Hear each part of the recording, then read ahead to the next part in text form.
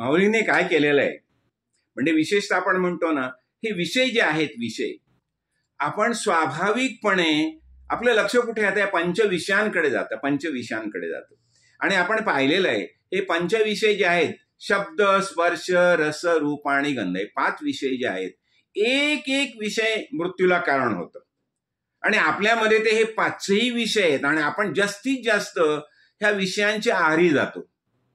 आणि म्हणून मग ज्ञानेश्वरांनी काय म्हटले बघा, माऊली काय म्हणते बघा. आता माऊली उदाहरण देते बघा. आणि माऊली म्हणजे म्हटलं की नाही मी की माऊलीने अनेक उदाहरणाच्या द्वारे हे सगळं समजावून दिलेलं आहे.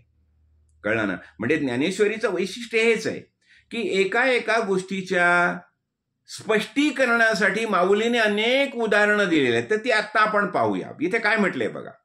पाहे पा दूध पवित्र आणि गोड, पाशी त्वचेचिया पदरा आड, परी ते अव्हेरून गोचिड अशुद्ध काय सेवी. आता गोचिड असतो, गोचिड बघा.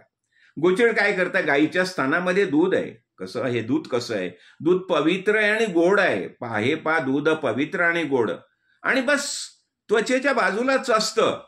पण हे गोचिड काय करतं, गोचिड त्या दुधाकडे जात नाही, तर ते तिच्या स्तनाच्या बाजूला त्वचेच्या इथून अशुद्ध सेवी म्हणजे रक्ताचं हे करतं, रक्ताचं शोषण करतं. कळलं ना. म्हणजे विषयी असतात कसे बघा.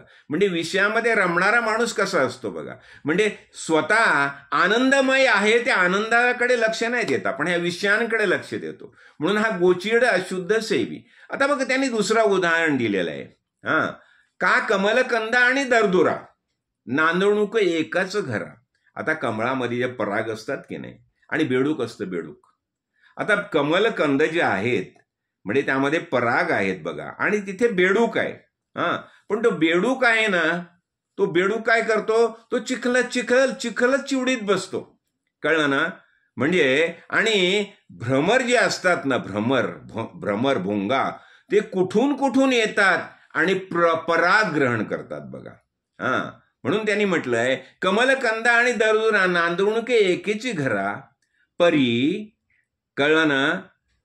परी पराग सेवी जे भ्रमरी. पराग जे परागाचं ग्रहण कुठून भ्रमर येतात आणि ते त्याचं सेवन करतात.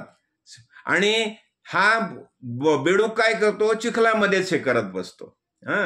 आणि तसंच म्हटलंय निर्दैवाचे परिवरी, लोह्या रुतल्या आहाती सहस्रवरी, आणि वर बसून करंटा उपवास करी. जो दुर्दैवी माणूस असतो ना, दुर्दैवी, खरं म्हणजे तळघरामध्ये लोह्या रुतल्या आहाती सहस्रवरी, हजारांनी सुवर्ण मुद्रा आहेत, पण ह्याचं तिकडे लक्ष जात नाही. तो वरती बसतो आणि म्हणतो मला कोणीतरी काहीतरी द्या ना, भिक्षा मागत बसतो. म्हणजे स्वतःकडचं धन आहे तिकडे त्याचं लक्ष जात नाही. म्हणून त्यांनी म्हटलं. आणि इथे त्यांनी म्हटलंय येथ बैसोनी उपवास करी.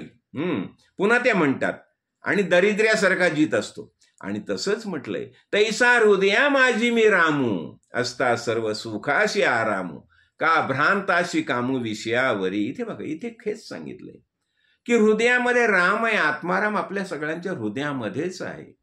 कळलं ना. म्हणजे वास्तविक ज्याला सुख म्हणतो, राम म्हणतो, रमंती योगिना यस्मिन सा राम, हा राम आपल्या हृदयातच आहे. पण आपलं लक्ष तिकडे जात नाही, आपण ह्या विषयांकडेच जातो. आणि बघा ह्या मायादेवीनी पण एक मजा केलेली आहे. मायादेवीनी काय केलंय, हे संपूर्ण जग निर्माण केलंय ना. आता बघा आपण लहान मुलाच्या काय करतो, त्या तोंडात बोट घालतो, बोट, आणि लहान मूल ते बोटात चुकत बसतो. कळलं ना. म्हणजे त्याला चुकणीसारखं. कळलं ना. आणि तो आपलं त्याला समाधान वाटतं. तसं मायादेवीनी काय केलंय, हे संपूर्ण जग आहे ना, दृश्य जगत, हे आपल्या तोंडात घातलेलं आहे. आणि आपण काय करतो, या जगामधले फक्त 5 विषय आहेत ना, तेवढेच चघळत बसतो. अहो तो कुत्रा बघा ना, कुत्रा काय करतो, हाड असतं, हाड. कळलं ना. आणि हाड तर चघळत बसतं. आणि हाड चघळताना काय होतं, रक्त येतं, रक्त त्याच्या कुठेतरी लागतं तोंडात. आणि रक्त यायल्यानंतर तेच रक्त तो चघळत बसतो आणि त्याला त्यातून सुख वाटतं, आनंद वाटतं.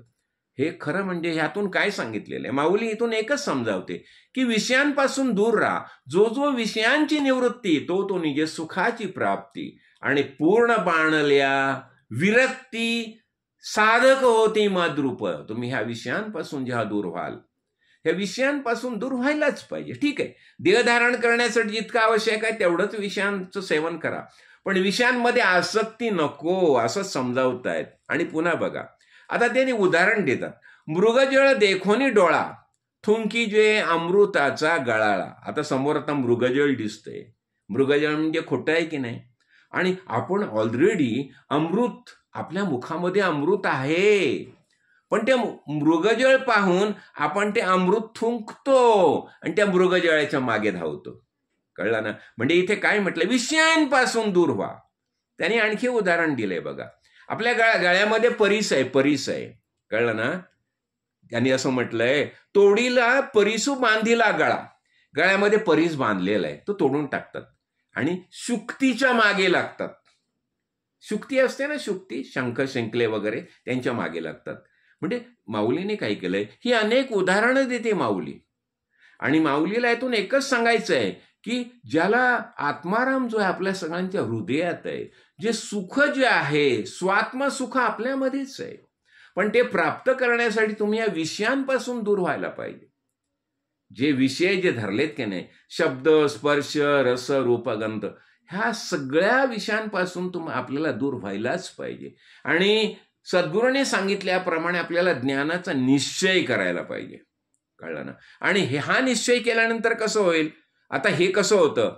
पुन्हा मग तिथे हे म्हणतायत की ममतेची लवड सवडी माते, म्हणजे अहम आणि मम. सगळ्यात मोठा भाग बघा, अहंकार आणि ममकार. आपण अहंकार कशाबद्दल असतं? Body and mind. आपल्या शरीराबद्दल आपल्याला अहंकार असतो आणि मनाबद्दल, बुद्धीबद्दल अहंकार असतो. बॉडी अँड माइंड ह्याच्यावर अहंकार असतं. आणि ममकार, पोझिशन, प्रोफेशन आणि परिवार. माझ्या ताब्यात काय काय आहे, माझ्या पोझिशनमध्ये काय काय, माझा धंदा काय आहे, मी काय काय करतोय.